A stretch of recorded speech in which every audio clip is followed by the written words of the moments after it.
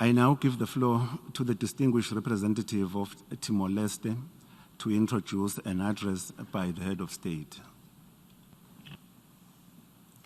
Thank you, Mr. President.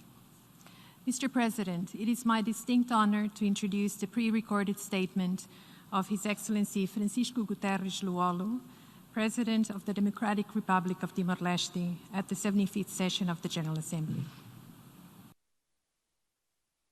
Mr. President of the United Nations General Assembly, Ambassador Volkan Bozkır, Secretary General of the United Nations, Mr. António Guterres, Excellencies,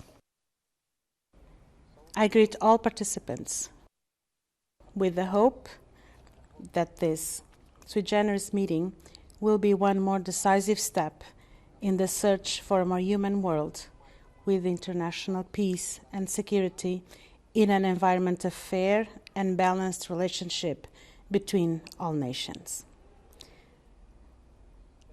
I congratulate you, Mr. President Volkan Bozkır, on your election. I wish you success during your term. I appreciate Ambassador Tijani Muhammad Bande's successful mandate during these difficult times. My fellow countryman, Emmanuel Tillman, had the opportunity to work in your office. The experience he gained working with the presidents will be precious for his life. The topic chosen by the president is a challenge. For my country, this is a real commitment.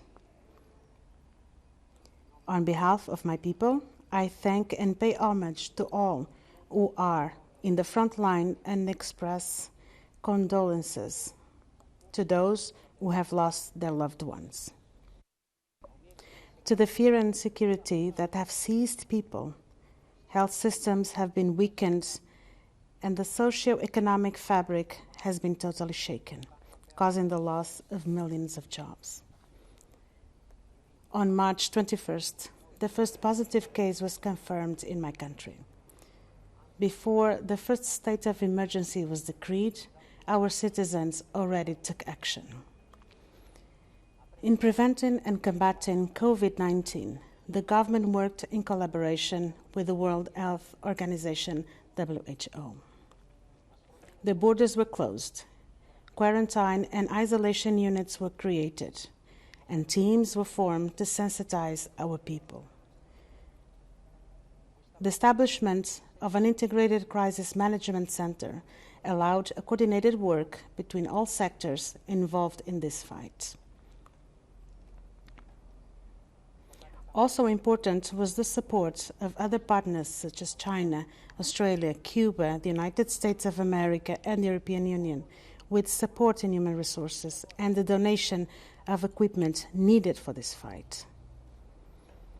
Timor-Leste has recorded since March 27 positive cases, of which 26 have been recovered. To date, no one has gone into intensive care. As President of the Republic, and in strict agreement with the government, we took advantage of the impact of COVID-19 to establish an economic recovery plan centered on people, which will reactivate the national economy with measures in the short, medium, and long term. It is a means of stopping the loss of jobs and income. We take it as an opportunity to correct and address structural weaknesses, may the vaccine to be produced become a global public good. Also in the spirit of the collective and solidarity action, the Secretary General, my dear friend António Guterres' response plan to COVID-19 and the various initiatives to alleviate the burden of debt and the financing of development are worth mentioning. I am deeply convinced that together, in a genuine spirit of solidarity, the humankind will overcome this challenge. Despite the cruelty, the pandemic has given us the opportunity to be increasingly aware of the importance of the Sustainable Development Goals and the 2030 Agenda. Global cooperation and partnerships, both at the regional and national levels, are crucial to build a resilient, sustainable, and inclusive world. In the spirit that no one will be left behind, we must pay attention to the least developed countries, and moreover, to the most vulnerable, fragile countries and the small island developing states. We are a post-conflict country, and under the spirit of solidarity, Timor-Leste was the basis of the establishment of a coalition of fragile states known as G7+, whose secretariat is based in Delhi. It is also in the spirit of contributing to peace and stability in the region and in the context of the challenges that any state faces and that concerns its insertion in the region in which it finds itself, that my country is committed to the process of joining ASEAN, regional bloc with more than 600 million inhabitants. Mr. President, ladies and gentlemen, the disrespect for nature has caused climate changes with negative impact on humankind. The destruction of ecosystems and biodiversity is linked to the new diseases, of which COVID-19 is an illustration. Thus, Timor-Leste believes that the Paris Agreement on climate change and the Sustainable Development Goals embody essential means and issues on the road to the reconstruction of our countries. The development of family farming, the rational and planned use of natural resources, the fight against pollution, and intelligent policies to protect the environment with the engagement of citizens are crucial issues that must be respected so that life can be possible on our planet. As head of state, I develop in my country the program A Citizen, a Tree, which is progressively being implemented. To the citizens who contributed to the well-being of the communities, the Presidency of the Republic awards annually the Sérgio Vieira de Mello Award. In 2019, the prize was awarded to a civil society organization that reforested affected mangrove areas. In order to reduce plastic waste pollution, the country has adopted a recycling policy, and we already have a small unit for processing and treating plastic bottles in order to produce relevant application material, brick for building houses and chairs for domestic use. Ladies and gentlemen, Indonesian invasion and occupation resulted in a prolonged conflict that seems untractable. The UN's engagement was very relevant, and it became a success story.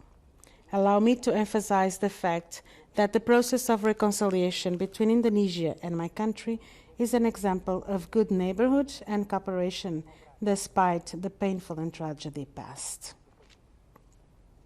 We have been a full member of the United Nations for 18 years.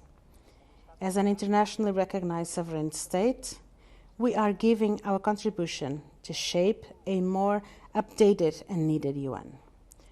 One of our distinguished citizens, the former President José Ramos Horta, chaired the high-level panel for peace operations.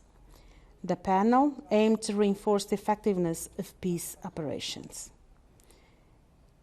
As an active member of the United Nations, we made our contribution to reinforcing the awareness of the Sustainable Development Goals.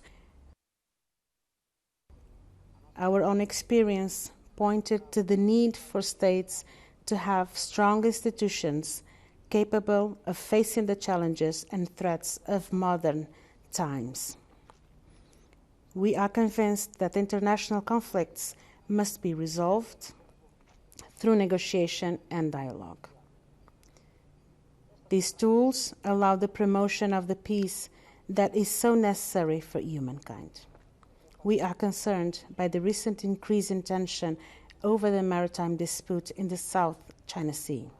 I proudly say that we were the first country to use the compulsory conciliation mechanism advocated by the United Nations Convention on the Law of the Sea.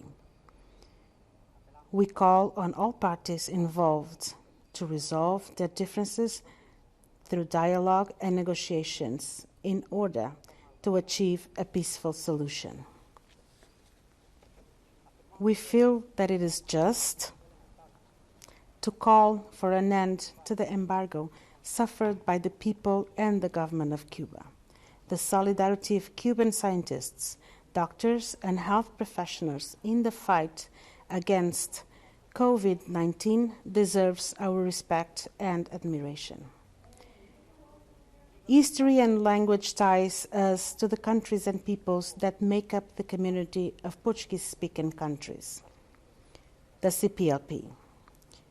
We were honored to preside over this community for 2 years. We were concerned about the terrorist violence that befalls the north of Mozambique, a brother country. Time and again, we are all faced with racial and sexual violence. We strongly defend gender equality and the rights of minorities and indigenous peoples. Racism is unacceptable and absolutely abominable.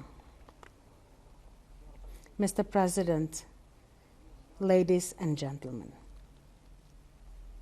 this year of 2020 is the last year of the third international decade for the eradication of colonialism. In Western Sahara, the United Nations mission MINURSO has been in the territory for almost 3 decades, but we have not yet seen satisfactory progress.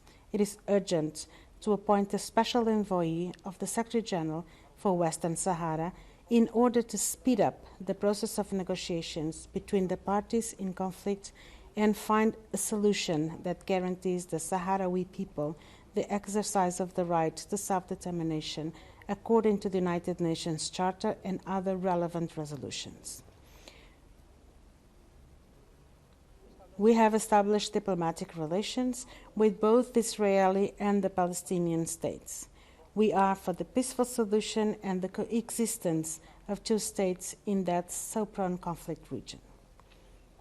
Mr. President, ladies and gentlemen,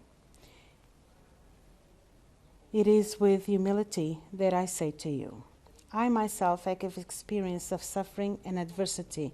However, I am deeply convinced that together we will come out stronger and we will win as humankind.